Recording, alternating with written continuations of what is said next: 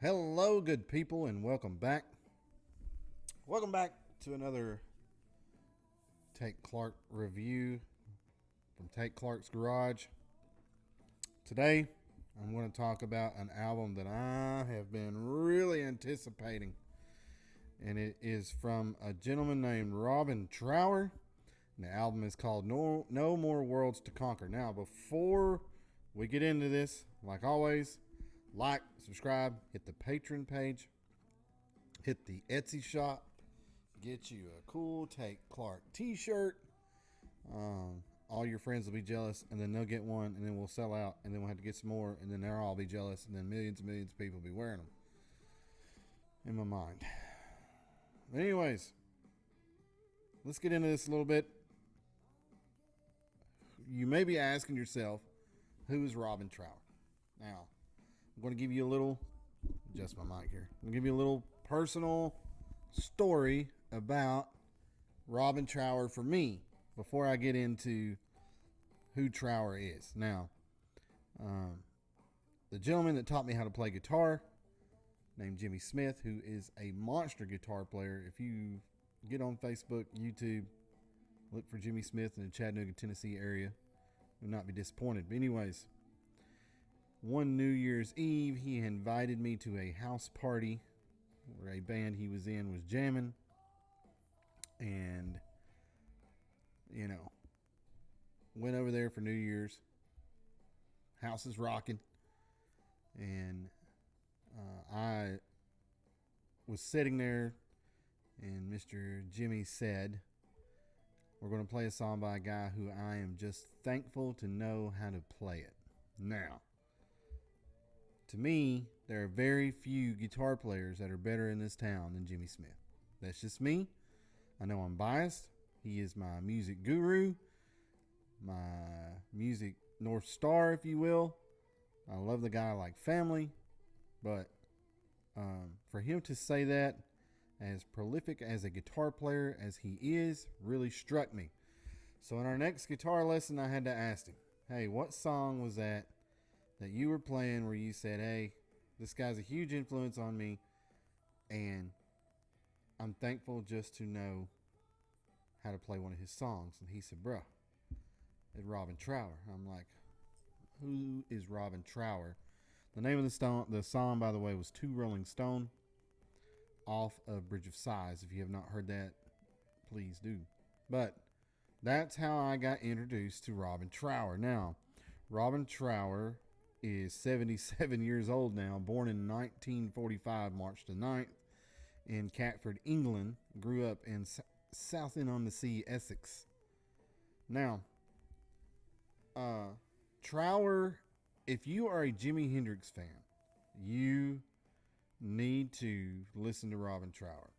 He is not a Hendrix copy by no means, but if you are a person that loves Band of Gypsies era Hendrix with the Univibe sound.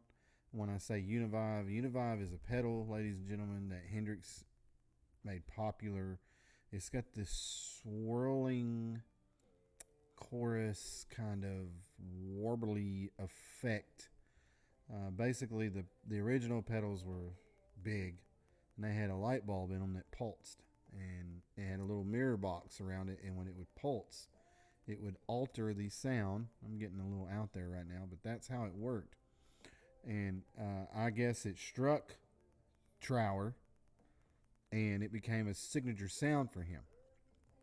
So Trower, when we lost Jimmy, which was way before my time, but Trower's one of them guys that, like, when Jimmy left the earth and moved on to the universe, Trower kind of picked the mantle up and said, "Hey, he influenced me. Let me share in this rock thing that Hendrix has created." So Trower, his signature sound, we can talk gear, but it does not change much. It is a Marshall, a couple of Marshalls, a Fender Stratocaster, a wah, a Univibe, And there's a company in California called Full Tone, who I will link below, that makes a Robin Trower overdrive. So he uses that. He uses Full Tone's Univibe. I have a Full Tone Univibe. I have had one since 2006. I got one of the original white ones.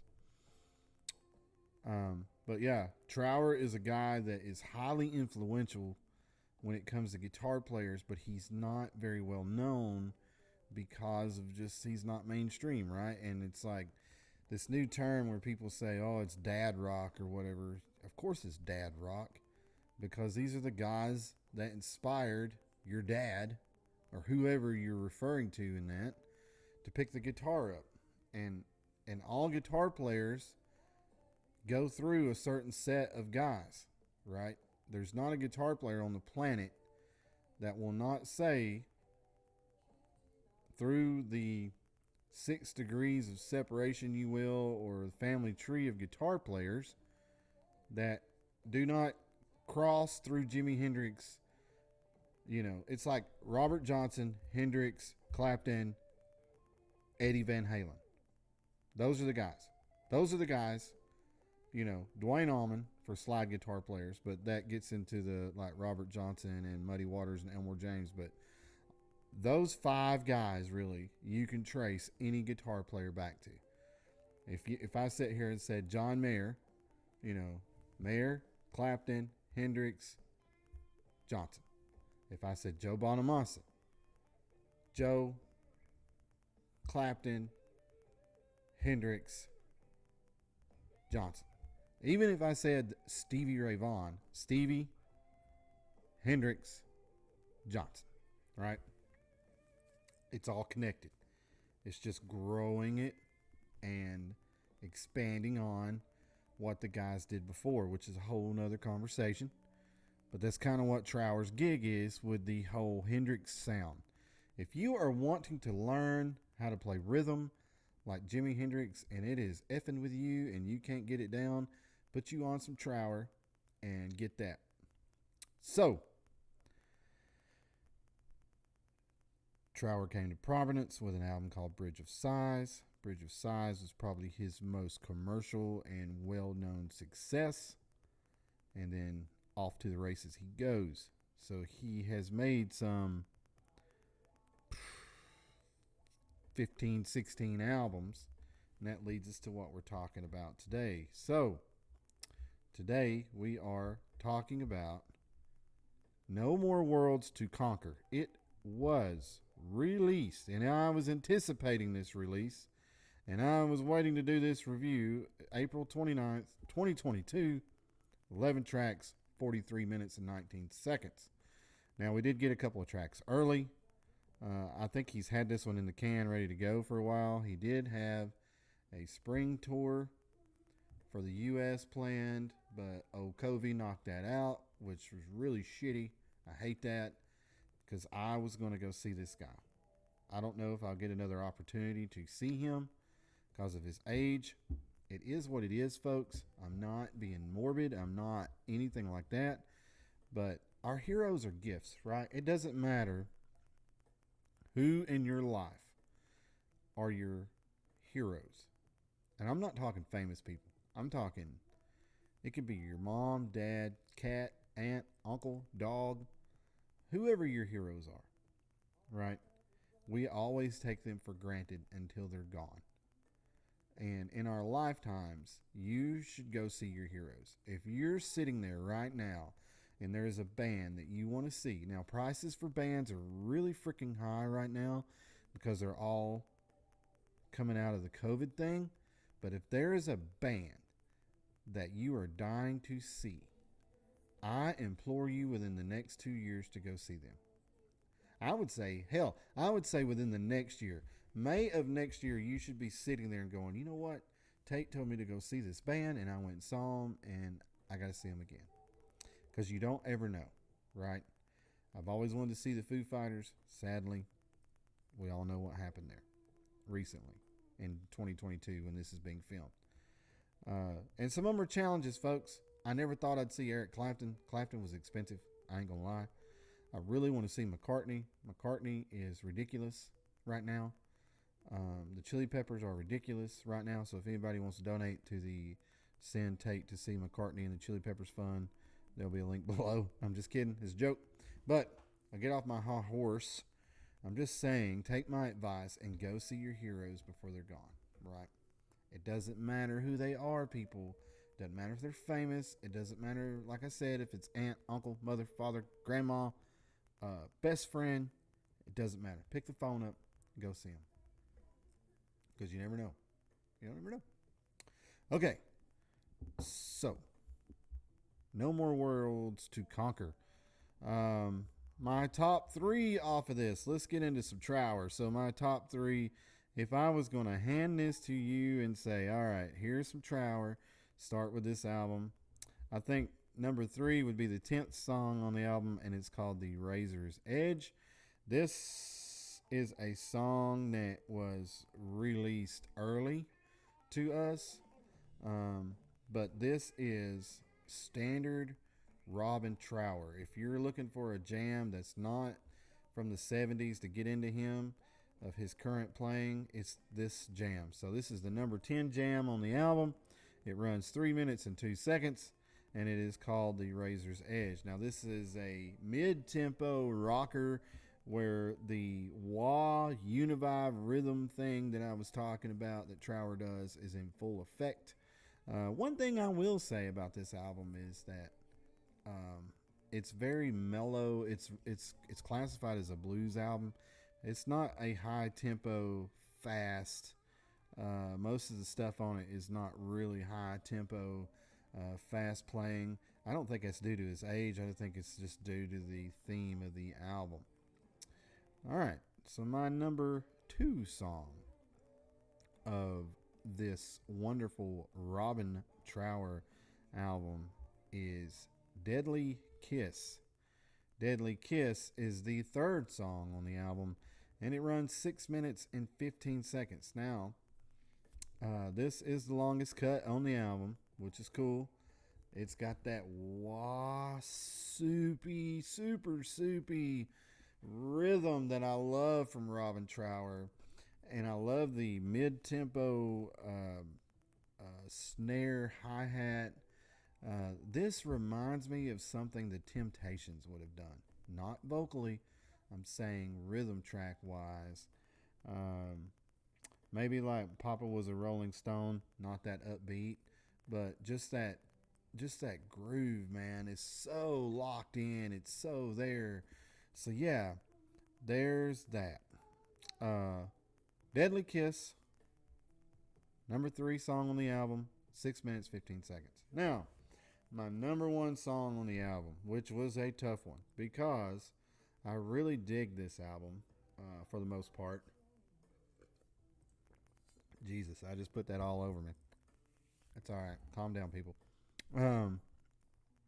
It's going to be the first cut on the album. It's called Ball of Fire. Now, this is a great album or a great song to open the album with. Number 1 song on the album, 3 minutes, 51 seconds. And this is Robin Trower. This is, again, just like the other song, classic Trower rhythm, leads, whole 9 yard. So there you go. Those are my top 3. Ball of Fire being number 1 off this album. I feel like that is the best jam off of here. It was really close for me to pick in between Ball of Fire and Deadly Kiss, but I had to pick one. So what are my overall feelings of this Robin Trower album? 1, it's very mellow. I think that's my one of the biggest con for this album is it's very mellow. Like I said, I don't believe it's an age thing. I think it is just the theme of the album is a bluesy album. So there's a lot of mid-tempo, slower jam on this. And I caught myself at times after the first listen, like, it's not a drive home from work kind of thing, because it just really mellowed me out, man. But I dig it, right? So I give this 4 jams. It's very well recorded. I'm sure that he did it over, I don't know where he did it at, probably in England somewhere. but it's a good overall album for getting into Trower, which I hope that this video gets some of you into him. I'm trying to look and see where it was recorded.